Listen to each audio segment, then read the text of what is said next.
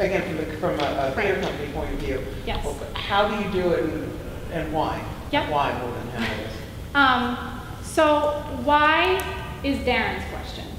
If you want to connect with your audience on a deeper artistic level, and not just, if Darren's more interested in that than marketing, a blog is the first place to start, because it really gives them an inside look. The Collab Theater Company started as a blog. That's what we did. And we wrote everything from commentary on stuff that we saw, like personal commentary on stuff that we saw, to taking on issues in the greater theater community that we were noticing as postgrads, and people really related to that in terms of, oh, we're interested in reading that thing. So if you want to connect to your audience on a deeper artistic level and retain them, have opinions, don't be afraid to have an opinion on a blog. It doesn't have to beat you over the head. It doesn't have to be offensive. I mean, you don't want to be offensive, but sometimes your opinions aren't, not everybody's going to agree with your opinion, so the way you frame that is important. But that is the most important personal voice of all. But if that's what your theater company does, I mean, that's what Theater on Fire does. They go into people's houses and put on plays. I mean, they want you looking at that. They also take a lot of time though. I mean, for people who fell off the blog train, it's like, yep, I just didn't have time to do it. That's the number one reason why somebody doesn't run a blog, and that's okay. If you don't have the time to do it, don't do it. Because it's gonna hurt you more than it's gonna help you at a certain point. It's just like being on Instagram and never posting a photo. Because people are gonna look for it and then they're gonna be like, oh, they're not doing anything, so then they're not doing anything. They're just gonna stop paying attention.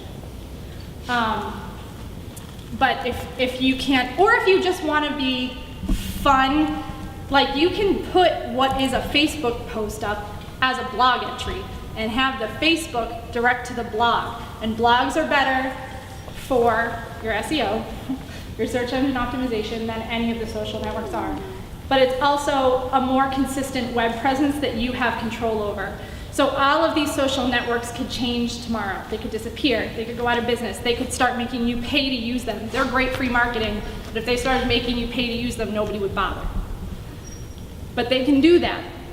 A blog, the blog hosts can do that, but the idea of a blog is always there. You have way more control over that. It's like your website than you do over how people interact with your social media feeds. But if you don't have the time, don't do it. If you're interested in doing it or getting back on the blog train, you need to make a list of 3 months worth of blog ideas, and you need to make a posting schedule. And every time you write that blog, you need to put 2 more items on that list that you want to write about. And that's going to help you keep up with your blog schedule.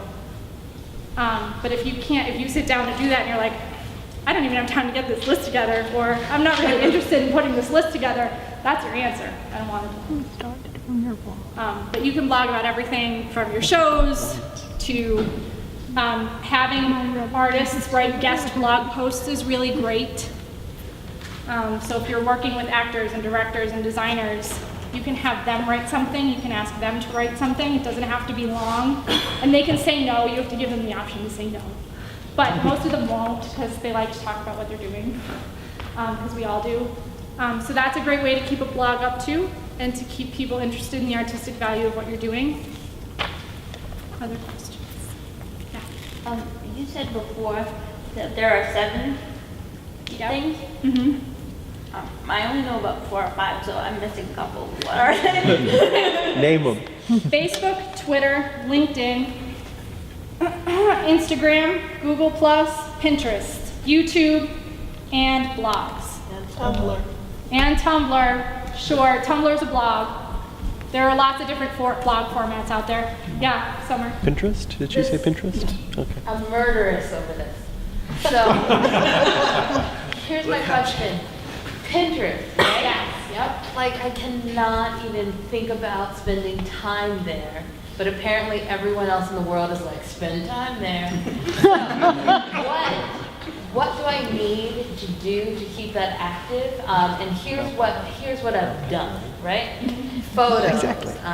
Designer research for shows, like anything that can be image-based that like I look at as a director or we're talking about around the show, like, oh, here's a picture of the costume sketches, whatever.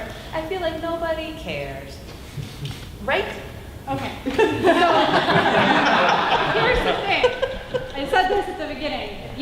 using it, don't freaking use it. End of story. If you don't like it, don't use it because first of all, it's gonna show that you don't like it because it's just gonna be like haphazard, or you're gonna fall off the train, or you're just gonna be like, why is this sucking up my time? There are 10 other things I could do. But I agree with some. I don't understand Pinterest, I think. I don't understand what a company can do with Pinterest that's useful. Can you give us a couple of examples of somebody who's using it in a way that's useful? I would say I don't know of any theaters who are using it as a useful tool, and I don't know that I would recommend it to a theater company. I would recommend it to an individual designer, a director, an actor even, any of those people who want to use it as a tool, as a branding tool, they can, and it's great. But for theater companies, it's not what people are looking for on Pinterest. Like, people who like to pin aren't liking to pin because they're looking like, I'm a theater person. I love theater. I love following all of your social media feeds. Do I look for you on Pinterest? No. No, we look for makeup pictures and pretty bridal dresses. Yeah. So, in terms of being a company, I know that's me. it's not something I recommend. However, if you are out there and you're part of a company and you love using Pinterest, use it. It's not going to hurt you if you love it. Okay? It really isn't. It's not. It's not going to hurt you. It's going to get your stuff out there. It's great for show idea boards. It's great for pictures. It's great for adding to your searchability. It's great for adding your opinions to things. So if you really love it and you want to start a company feed and you're like, I'm going to sit down and set the, because it's also a time suck and a half. Set a timer, say I'm going to post 2 images to these 3 boards and I'm done for the day. It's a great way to use it for a company if you want to. But actually not something I would be like, if you hate using it, use it. Because it's just not, it's not what people are looking for on the medium. From your mouth to God's ears. People want to say to you all they want, but if you hate using it, it's really not what people are looking for on there. They're looking at food, they're looking at bathing suits. What kind of action can we expect from someone who is looking at a Pinterest photo that we post? The only thing you could hope for is a repay, which it means they put it to their boards. Or, no, that's not actually true. Or they could click it and click through to your website.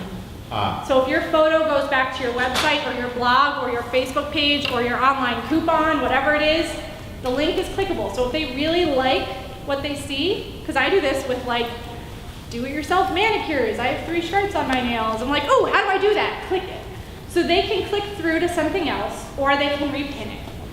So it's not if you love it, it's not a completely useless platform, but I am here to tell you as a Pinterest user and as a social media person, it's not what people are looking for. But if you like it, and if it's good for your designers, it can also be a good internal tool, to be perfectly honest, as an idea board, as an idea sharing space, and that's a really great way to use it, but then it's not a platform you should expect engagement from. Well, if it's internal, why not just use the cloud instead of using something that's that public? The boards don't have to be public. They can be private and shared between people. It's a little more fun and it's easier to look at than just sending people 10 image files that they have to open up on their computer. You can see them all at once. They can write comments on them. They can direct you to the link. If it's a dramaturg, they can direct you to the link that the article came from. So it's a very easy to use place, and all you have to do, if you're on a website where you see an image you love or a blog post that's really relevant, all you have to do is click the little pin it button on your bar, and it goes directly there. You don't have to download it and save it and put it back on. Yep. And you have to keep it up enough so that people are interested and continue to follow you, like you said, that you haven't fallen off the earth. Instagram appeals to me, but I think after a while, what the hell would be interesting enough to take a picture of? Like, what is is it a picture every day? Can you get away with 4 pictures a week? Like, what is kind of the Instagram formula for? Because after a while, it's like, this is Kelly's coffee cup, just because I'm looking for something. Yeah. First of all, it depends on what you're selling. So a store has a lot more stuff that they can post every day than a theater company necessarily. And so it depends on what your goal with the platform is. Each of these platforms should have a goal for you. It doesn't have to be a gigantic goal, but if it's like, you know, I want to know people are looking at my Facebook page, so I want 20 comments in a week, that's my goal. And it might take you 2 months to get that many comments, and you're going to go through a lot of posts where you're gonna